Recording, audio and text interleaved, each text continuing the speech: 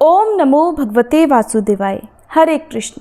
प्रिय श्रोताओं, आज हम सब मिलकर भगवान विष्णु की पवित्र वरूथनी एकादशी की कथा का श्रवण करने के लिए एकत्रित हुए हैं।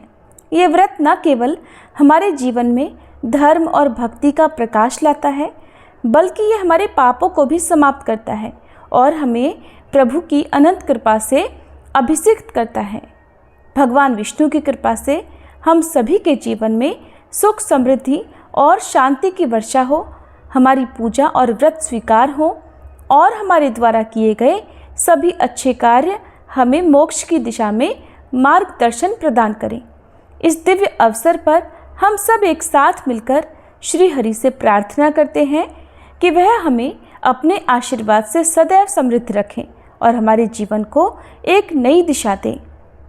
आप सभी को भी इस पवित्र व्रत के माध्यम से आत्मशुद्धि और परम सुख की प्राप्ति हो। प्रिय श्रोताओं, कथा का शुभारंभ करने से पहले हम सभी मिलकर भगवान विष्णु से प्रार्थना करें। हे श्री हरि, हे नारायण भगवान, आप जगत के पालन करता हैं। आप ही धरा, गगन और पाताल के एकमात्र आधार हैं। आपकी शरण में आने मात्र से जीव के सारे पाप मिट जाते हैं और उसका जीवन धर्म, भक्ति और सत्य से आलोकित हो उठता है। आप क्षीर सागर में शेषनाग की शैया पर विश्राम करते हैं, किंतु अपने भक्तों के हृदय में हर क्षण जागृत रहते हैं। आज जब हम सभी श्रद्धा से एकादशी व्रत रखकर आपकी कथा का श्रवण करने जा रहे हैं, तो हमारी यही प्रार्थना है कि आप हमारे संकल्पों को स्वीकार करें, हमारे दोषों को क्षमा करें और हमें अपनी भक्ति में अडिग बनाए रखें। हे लक्ष्मी नारायण, हमारी पूजा को अपने श्री चरणों में स्थान दें, हमें धर्म पथ पर अग्रसर करें और जीवन में सुख, शांति और मोक्ष प्रदान करें। आपका यह एकादशी व्रत केवल कर्म नहीं, हमारी आत्मा की पुकार है। प्रभु कृपा कर उसे सुने, समझे और स्वीकार करें। सभी प्रेम से बोलिए श्री विष्णु भगवान की जय, श्री कृष्ण भगवान की जय। प्रिय श्रोताओं, वरूथनी एकादशी की कथा श्रवण कराने के लिए आप सबको लेकर चलते हैं महाभारत काल की ओर, जहां आप अपने ज्ञान चक्षुओं से इस कथा का रसपान कीजिए। इंद्रप्रस्थ की राजसभा पूर्णतः सजी हुई थी। महाराज युधिष्ठिर सिंहासन पर बैठे हुए थे और समस्त मंत्रीगण और ऋषिगण प्रभु श्री कृष्ण के आगमन की प्रतीक्षा कर रहे थे। हर एकादशी की तरह आज भी भगवान श्री कृष्ण स्वयं व्रत की दिव्यता बताने आ रहे थे। जैसे ही रत्न जड़ित रथ के पहिए राजसभा के द्वार पर रुके, शंखनाद गूंज उठा। राजसभा में एक दिव्य आभा फैल गई। प्रभु ने सखा की ओर स्नेहिल दृष्टि डाली और कहा, हे धर्मराज, सुनो वरूथनी एकादशी की वो कथा जो जीवन को उन्नति की ओर ले जाती है। धर्मराज युधिष्ठिर ने पूछा, हे वासुदेव, आपको नमस्कार है। वैशाख मास के कृष्ण पक्ष में किस नाम की एकादशी होती है? कृपया उसकी महिमा बताइए। तब भगवान श्री कृष्ण बोले, राजन, वैशाख कृष्ण पक्ष की एकादशी वरूथनी के नाम से प्रसिद्ध है। ये इस लोक और परलोक में भी सौभाग्य प्रदान करने वाली है। वरूथनी के व्रत से ही सदा सौख्य का लाभ और पाप की हानि होती है। ये समस्त लोकों को भोग और मोक्ष प्रदान करने वाली है। वरूथनी के ही व्रत से मांधाता तथा धुंधुमार आदि अन्य अनेक राजा स्वर्गलोक को प्राप्त हुए हैं। जो 10,000 वर्षों तक तपस्या करता है, उसके समान ही फल वरूथनी के व्रत से भी मनुष्य प्राप्त कर लेता है। राजन, घोड़े के दान से हाथी का दान श्रेष्ठ है। भूमि दान उससे भी बड़ा है। भूमि दान से भी अधिक महत्व तिल दान का है। तिल दान से बढ़कर स्वर्ण दान और स्वर्ण दान से बढ़कर अन्न दान है, क्योंकि देवता, पितर तथा मनुष्यों को अन्न से ही तृप्ति होती है। विद्वान पुरुषों ने कन्यादान को भी अन्नदान के समान ही बताया है। कन्यादान के समान ही धेनु अर्थात गाय का दान है। ये साक्षात भगवान का कथन है। बताए गए सभी दानों से बड़ा विद्यादान है। मनुष्य वरूथनी एकादशी का व्रत करके विद्यादान का भी फल प्राप्त कर लेता है।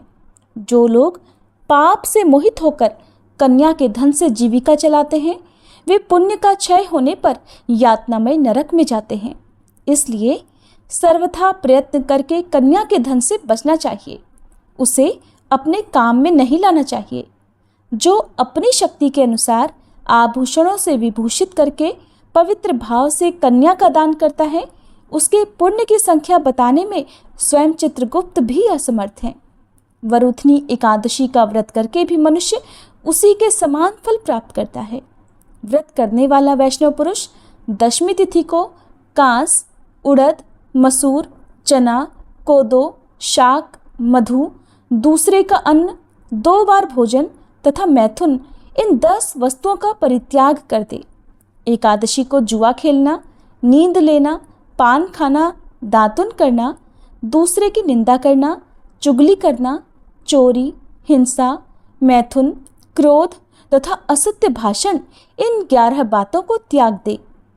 द्वादशी को कांस, उड़द, शराब, मधु, तेल, पतितों से वार्तालाप, व्यायाम, परदेश गमन, 2 बार भोजन, मैथुन, बैल की पीठ पर सवारी और मसूर, इन 12 वस्तुओं का त्याग करें। राजन, इस विधि से वरुथनी एकादशी का व्रत किया जाता है। रात को जागरण करके जो भगवान मधुसूदन का पूजन करते हैं, वे सब पापों से मुक्त होकर परम गति को प्राप्त होते हैं। इसलिए पाप भीरु मनुष्यों को पूर्णतः प्रयत्न करके इस एकादशी का व्रत करना चाहिए।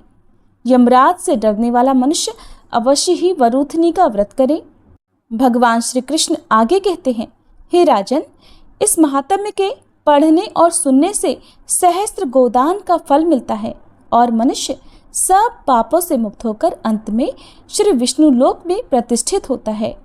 हे धर्मराज, सौभाग्य का आधार संयम है।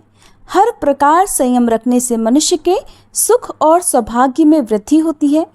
अगर प्राणी में संयम नहीं है तो उसके द्वारा किए गए तप, त्याग और भक्ति पूजा आदि सब व्यर्थ हो जाते हैं।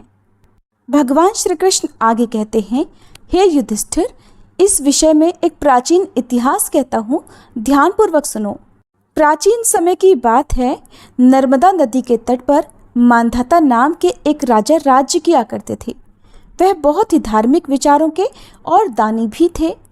हमेशा भगवान का ध्यान किया करते और पूजा में लीन रहते थे। एक बार राजा मांधाता जंगल में तपस्या कर रहे थे। तभी वहां पर एक भालू आया और राजा का पैर खाने लगा। पैर खाने के साथ ही वह राजा के पैर को घसीटकर जंगल में ले जाने लगा।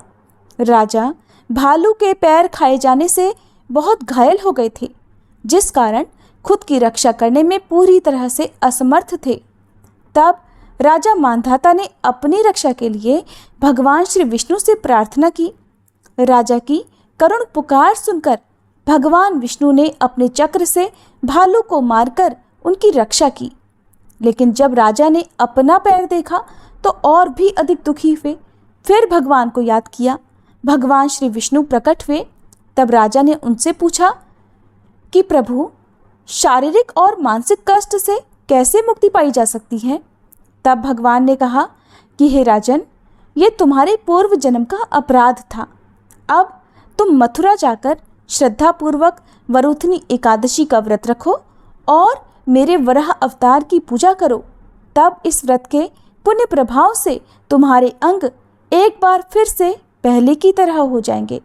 तब राजा ने भगवान को प्रणाम किया और मथुरा चले गए। वहाँ पर भगवान की श्रद्धापूर्वक पूजा आराधना की। एकादशी का दिन आने पर श्रद्धापूर्वक उन्होंने वरुथनी एकादशी का व्रत भी किया और इस व्रत के पुण्य प्रभाव से उन्हें अपना पैर वापस मिल गया। उनके अंग पुनः पहले की तरह हो गए और इस प्रकार उन्हें हर तरह के शारीरिक और मानसिक दुखों से भी छुटकारा मिल गया। भगवान श्री कृष्ण ने जब वरुथनी एकादशी का महत्व प्रतिपादित किया, तब धर्मराज युधिष्ठिर ने उसको हृदय से ग्रहण किया। उन्होंने कहा, हे माधव, आपके वचनों से मेरे समस्त संदेह दूर हुए। मैं इस व्रत का पालन करूंगा और अपने राज्य में भी इसकी परंपरा स्थापित करूंगा। इस प्रकार यह दिव्य वार्ता समाप्त हुई, जो धर्म, भक्ति और मोक्ष का मार्ग प्रशस्त करती है। सभी प्रेम से बोलिए श्री कृष्ण भगवान की जय, श्री लक्ष्मी नारायण भगवान की जय। आज के दिन भगवान की कथा लीलाओं का जितना अधिक श्रवण किया जाए उतना ही व्रत फलित होता है। जो लोग व्रत रखने में समर्थ नहीं हैं उन्हें भी इस दिन भगवान की कथा लीलाओं का श्रवण करना चाहिए। तो प्रिय श्रोताओं, अब प्रस्तुत है ठाकुर जी के एक बहुत ही सच्चे और निराले भक्त की कथा। कुंभन दास जी 16वीं शताब्दी के प्रसिद्ध संत कवि और भक्त थे, जो भक्ति काल की सगुण भक्ति धारा के प्रमुख कवियों में से एक माने जाते हैं। कुंभन दास जी को अष्टछाप के कवियों में गिना जाता है, जो कि वल्लभाचार्य जी के शिष्य थे और उनके पुत्र विट्ठलनाथ जी के अत्यंत प्रिय भक्त भी थे। कुंभन दास जी का जन्म एक साधारण किसान परिवार में हुआ था और उन्होंने अपना जीवन भी बिल्कुल साधारण तरीके से बिताया। उनके भक्ति भाव में विशेषता ये थी कि वे भगवान श्री कृष्ण के प्रति निष्काम प्रेम और निर्मल भक्ति का उदाहरण थे। उन्होंने भक्ति को सच्चे हृदय से अपनाया, कभी भी सांसारिक सुख सुविधाओं की इच्छा लालसा नहीं की। उनका एक प्रसिद्ध पद है जिनमें उन्होंने अपनी विनम्रता को प्रकट किया है कि संस्थान को कबहू नहीं चाहो, श्री वृंदावन बसे हम ही भावे। कुंभन दास जी ने अपने जीवन काल में बहुत सारे अनेकों पदों की रचना की, जिनमें से अधिकांश में उन्होंने भगवान श्री कृष्ण के बाल रूप, उनकी लीलाओं और भक्ति मार्ग की महिमा का ही गुणगान किया। तो कुंभन दास जी की ही एक ऐसी निष्ठा भरी सच्ची कथा अब आपके साथ शेयर करने जा रहे हैं। आप सब बहुत ध्यान पूर्वक इस कथा को सुनिएगा। भक्त कुंभन दास जी जो गोवर्धन की तलहटी में रहते थे, एक बार की बात है कि भक्त कुंभन दास जी भगवान श्रीनाथ जी के पास गए और जाकर देखा कि श्रीनाथ जी तो अपना मुंह लटकाए बैठे हैं। उन्हें इस तरह उदास मुंह लटकाए बैठा देखकर कुंभन दास जी बोले, प्रभु क्या हुआ, मुंह फुलाए काहे बैठे हो? श्रीनाथ जी बोले, क्या बताऊं कुंभन, आज तो माखन खाने का बड़ा ही मन कर रहा है।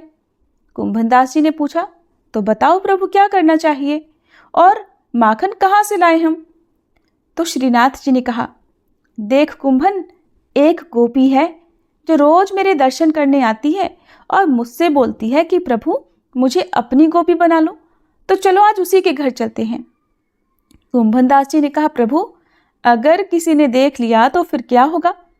तब श्रीनाथ जी ने कहा, अरे कौन देखेगा, आज तो उसके घर में शादी है, सब बारात में गए हुए हैं और घर पर सिर्फ गोपी ही गोपी हैं। हम तो चुपके से जाएंगे और किसी को पता भी नहीं चलेगा। तब कुंभन दास जी ने कहा, ठीक प्रभु, मैं बूढ़ा और तुम हट्टे कट्टे हो, कोई बात हो गई तो छोड़ के मत भगाइयो। श्रीनाथ जी बोले, ठीक है, पक्की बात, साथ साथ भागे चले आएंगे। अगर कोई गोपी आ गई तो, और नहीं आई तो माखन खा के चुपचाप भागे आएंगे। अब तो श्रीनाथ जी और कुंभन दास जी दोनों गोपी के घर में जाने के लिए निकले और चुपके से घर के बगल में एक छोटी सी दीवार से होकर जाने की उन्होंने योजना बना ली।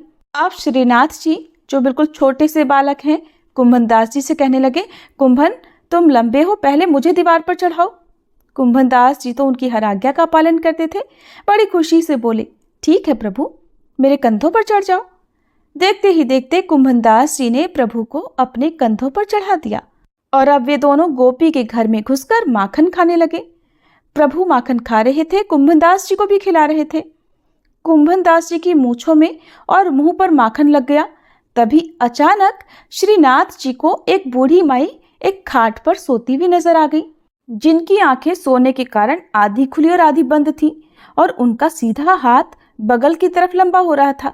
ये देखकर प्रभु बोले, श्रीनाथ जी ने कहा, कुंभन देख तो सही, ये बूढ़ी मैया कैसी देख रही है और लंबा हाथ करके हमसे माखन मांग रही हैं। एक काम करते हैं, थोड़ा सा माखन इन्हें भी दे देते हैं। सुनते ही कुंभन दास जी तो हाथ जोड़कर खड़े हो गए, कहने लगे, ना प्रभु, अरे मरवाओगे क्या? ये बूढ़ी मैया जग गई ना तो लेने के देने पड़ जाएंगे। श्रीनाथ जी तो गए और उन्होंने उन सोती हुई बूढ़ी मैया के हाथ पर मक्खन रख दिया। मक्खन ठंडा ठंडा लगा कि बूढ़ी माई की आंख खुल गई और वो उन्हें देखकर जोर जोर से चिल्लाने लगी, चोर चोर, अरे कोई आओ, आज घर में चोर घुस आयो है। बूढ़ी माई की आवाज सुनकर घर में जो जो स्त्रियां थी वो भगी चली आईं। इधर श्रीनाथ जी भी भागे और उस दीवार को कूद कर भाग गए जिस पर वो चढ़कर घर के अंदर आए थे। उनके पीछे पीछे कुंभन दास जी भी भागे दीवार पर चढ़ने लगे, लेकिन बूढ़े होने के कारण दीवार पार नहीं कर पाए। आधे चढ़े ही थे कि एक गोपी ने उनकी टांग पकड़कर खींच लिया, और क्या हुआ कि अंधेरा होने के कारण उनकी पिटाई भी कर दी। अब जब उजाला किया और उनके सामने दीप जलाकर रखा तो देखा कि सामने तो कुंभन दास जी हैं। देखकर गोपियां तो अचंभित रह गईं, क्योंकि कुंभन दास जी को तो सब कोई जानता था कि ये तो बड़े सिद्ध बाबा हैं। तो गोपियां बोली, बाबा तुम आज रात घर में घुसकर क्या कर रहे थे? और ये क्या बाबा, आपके तो मुंह पर माखन भी लगा हुआ है, क्या माखन खाने की इच्छा थी? अरे बाबा, अगर माखन खाने की इच्छा थी तो आप कह तो देते, हम तो आपके पास ही माखन की मटकियां भिजवा देते। भला इतना कष्ट करने की क्या जरूरत थी? इस बुढ़ापे में दीवार फांदने की क्या जरूरत थी? बाबा चुपचाप खड़े थे, बोलते भी तो भला क्या बोलते। तब गोपी बोली, अच्छा बाबा, सारी बात तो समझ में आ गई, लेकिन एक शंका है कि तुम अकेले तो नहीं आए होगे, क्योंकि अकेले तो तुम इस दीवार को पार नहीं कर सकते। कुंभन दास जी ने सोचा, जिनके लिए मैंने इतनी सारी मेहनत करी वो तो मुझे इस विपत्ति में अकेला छोड़कर खुद भाग गए। खुद ने तो पेट भरकर माखन खाया और अब पिटाई भी मुझे अकेले की पड़ी। तब कुंभन दास जी बोले, अरे गोपी, क्या बताऊं कि यह श्रीनाथ जी के मन में तेरे घर को माखन खाने की मन में आ गई। और बेटा, तुम कहा करती थी ना कि प्रभु मोहे गोपी बना लो, सो आज ये तुम्हें गोपी बनावे आ गए, और अब देखो क्या हुआ, आप तो भाग गए, मोए पिटवा दियो।